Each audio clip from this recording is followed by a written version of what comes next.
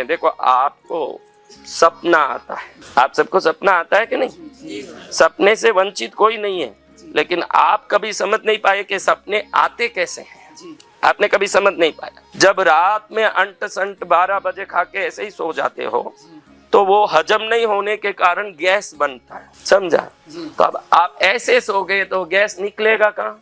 तो वो सोते सोते ही पेट से सीधा सिर पर जाके टकराता है। तो दिमाग के कोश में वो वायु के प्रकोप के कारण कई कई दृश्य दिखने लगते हैं। कल्पसूत्र में इसको वायु प्रकोप स्वप्न बताया। क्या स्वप्न है? गैस से होने वाले। कई लोगों को देखो घड़ी घड़ी ऊपर और नीचे से वायु निकलता ही रहता है। कोई इसराइल ईरान के बॉम्ब की जरूरत नहीं है, इनके बाम से ही घर महकते रहते हैं। ऐसे कई हैं बॉम्ब से महकाने वाले, इनको जरूर सपने आएंगे, वो घबराएंगे भी। आपको कोई घबराहट होता है तो समझो, कई लोगों को बिना कारण श्वास तेज बढ़ता है, घबराहट होता है तो 90% लोगों को गैस के कारण ही ये होता है। गैस जब छाती पर धक्का मारता है, छाती की स्पीड बढ़ जाती है ना, घबराहट होती है। ये सब पेंटाप्रस गोली लेने से DSR ठीक हो जाता है एकदम। जिसको ऐसे घबराहट हो, उनको मालूम नहीं, पूरी जिंदगी घबराते घबराते बिता देते हैं। 100 में 20% तो ऐसे ही है, 24 घंटा घबराते ही रहते हैं। दूसरा, पित्त के कारण आने वाले सपने। कैसे? पित्त के कारण आने वाले। पित्त हो तो भी सपने आपको पित्त से, ये सब सपने खराब आते हैं वायु से। आपको खराब सपना आता है तो डरने की जरूरत नहीं, वो गैस या पित्त से भी आ सकता है, वो अपने आप उत्पन्न होता है। इसको इंग्लिश में इल्यूशन बोलते हैं। क्या बोलते हैं? Evolution, not a dream. सपना अलग होता है, माया अलग होती है। ये माया दृश्य है, सपना नहीं। वो गैस माया चित्र उत्पन्न करता है तरह तरह का। तुम कहीं खंडर में फंस गए, चारों तरफ देख रहे हो, रास्ता नहीं मिल रहा, चिल्ला रहे हो बचा दो चिल्ला रहे हो, तो ये गैस की तकलीफ से ये ऐसे आता है सपना। एकदम समुद्र में डूब रहे हो, बचाओ बचाओ कर रहे हो, कोई नहीं बचा रहा ने, एकदम भट करके खड़े हुए, भाई बरा नहीं हूँ, जिंदा ही। ये होता है कि नहीं आप लोगों से? देखो हाँ, यही गैस का तकलीफ से, ये पित्त के कारण, ये ऐसे सपने। अब देखो अगला सपना कैसे आता है। पाप की, भयंकर पाप कर करके खूब खुश होते हैं, किसी को मारते हैं, काम वालों को गाली देते हैं, नौकरों को बड़ा यूं हल्का उनके साथ व्यवहार करते हैं, काम वाली को पुराना कपड़ा बासी देते हैं। इन सब के घर में अचानक कोई खराब सपना आता है, ये पाप के कारण आने वाले सपने। ये कल्पसूत्र में बताया कि सपना कितने प्रकार का। आज स्वप्न का दिन है, महावीर स्वामी को त्रिशला माता ने जन्म दिया। ये आज का दिन ही स्वप्न का दिन है, लेकिन जैनों में इसको और एक दिन में मनाते हैं स्वप्न, लेकिन है आज का ही दिन। और ये सही टाइम है, क्योंकि सुबह लोग महावीर जयंती मनाते हैं, महावीर जन्मे ही रात में, इस टाइम में ही ये बोलना, ये सही टाइम बोल रहे हैं। वो दिन में जन्मे ही नहीं, वो रात में ही जन्मे। 13 की रात अभी है। हाँ, तो अभी दूसरी बात देखो, पुण्य के कारण आने वाला सपना। आप सबको मैं बोलता हूँ मेरी बच्चियों, देना सीखो, टाइट पकड़ के मत रखो। तुम और कोई पुण्य नहीं कर पाओगे, तुम्हारे जाप में दम ही नहीं है, 1 मिनट टिकेगा नहीं मन। तुम्हारी पूजा में ही दम नहीं है। इतना सा दिया, उसमें रुई का फुम्बा इतना बड़ा भर देवे, 2 टिप्पा घी डाले, इतने में तो दिया ही भरपूर भर जावे।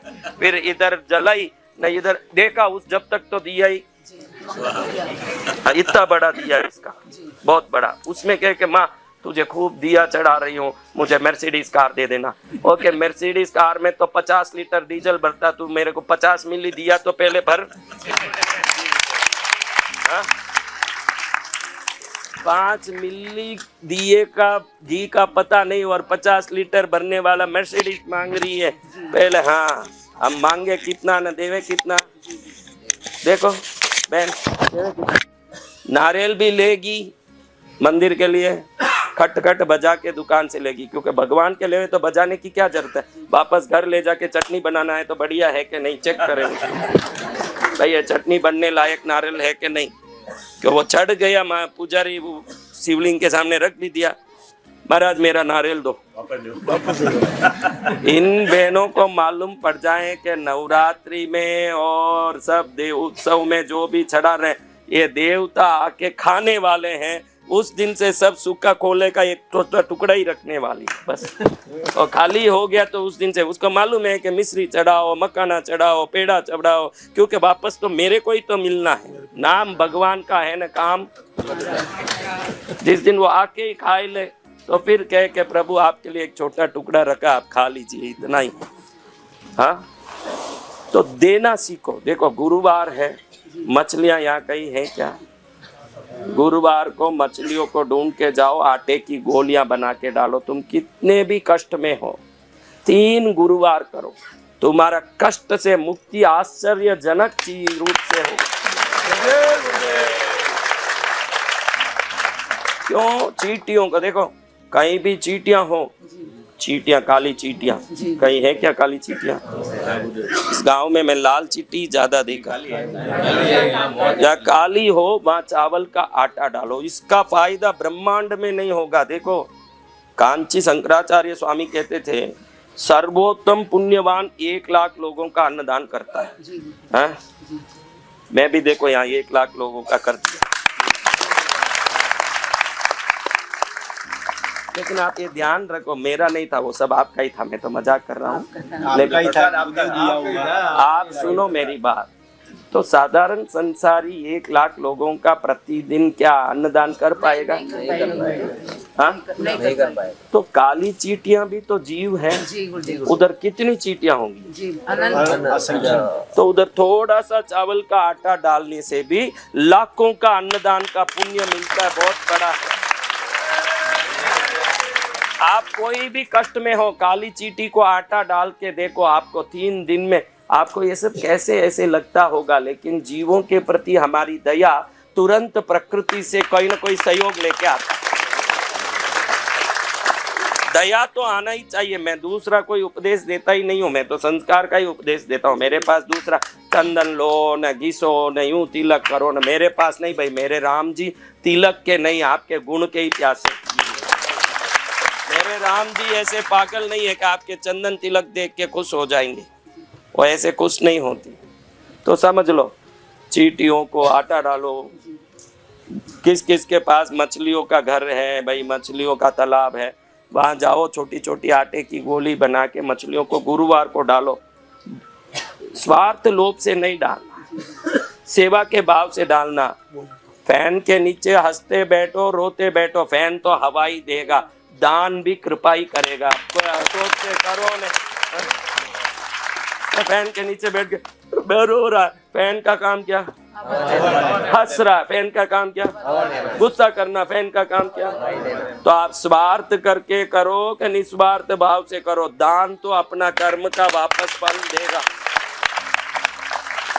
और स्वार्थ करने से नुकसान क्या है? स्वार्थ से करोगे तो आपकी आभा मंडल नकारात्मक, क्योंकि जैसे जैसे गुण होते हैं वैसा हमारा आभा मंडल होता है। निस्वार्थ होके करेंगे तो आभा मंडल और ज्यादा खींचने की ताकत पाएगा। स्वार्थ होके करेंगे अपने आप को कंजेस्ट करेंगे, जब भी कंजेस्ट करोगे लेने की शक्ति कम पड़ेगी।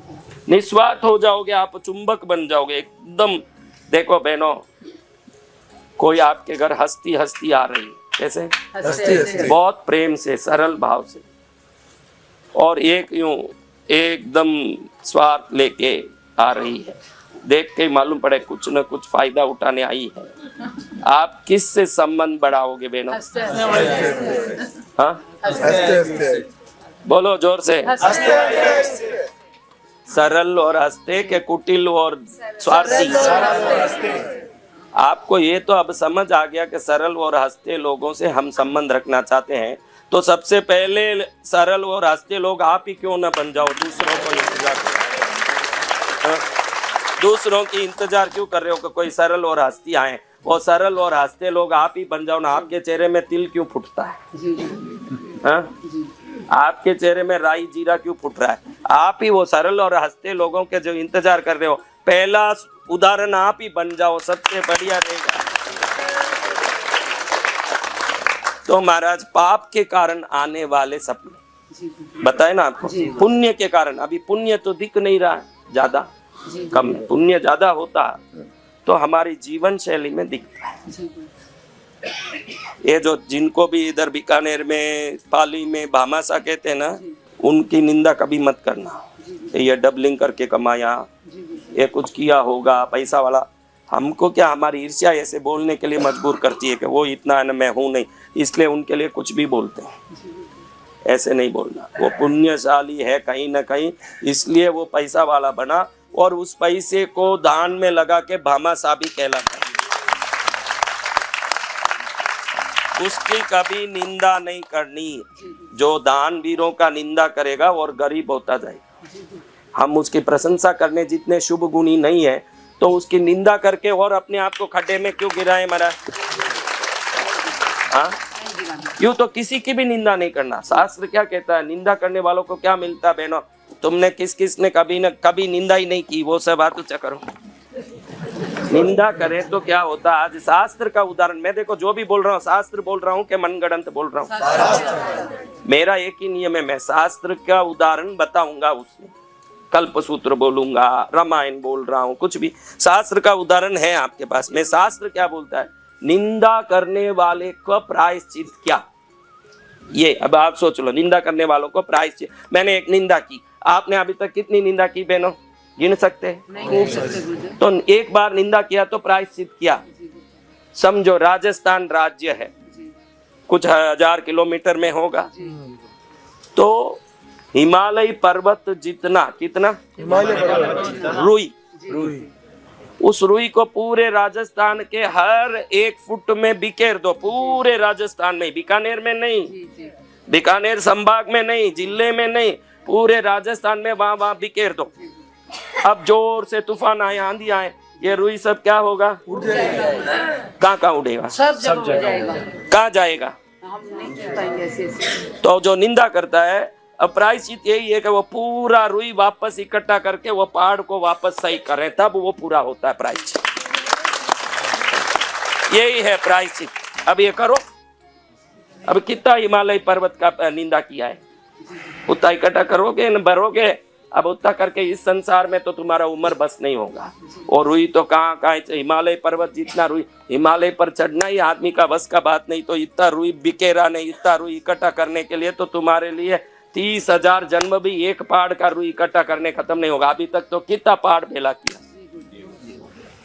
हाँ, किसी की हम निंदा चुगली झूठ बुराई फंसे न बंदे फंदे में, उसमें जाना ही नहीं। चलो, अब ये बात हुई। अब आपको मैं बताया कि जो उत्तम घर में पैसा वाला लड़का, जो किसी घर में गरीब होते हैं, आजकल देखो ये जो काम कर रहे हैं, अभी पढ़ा मैं, 5वीं पढ़ने वाला बाप, 8वीं पढ़ी हुई माँ का बेटा IAS बन गया।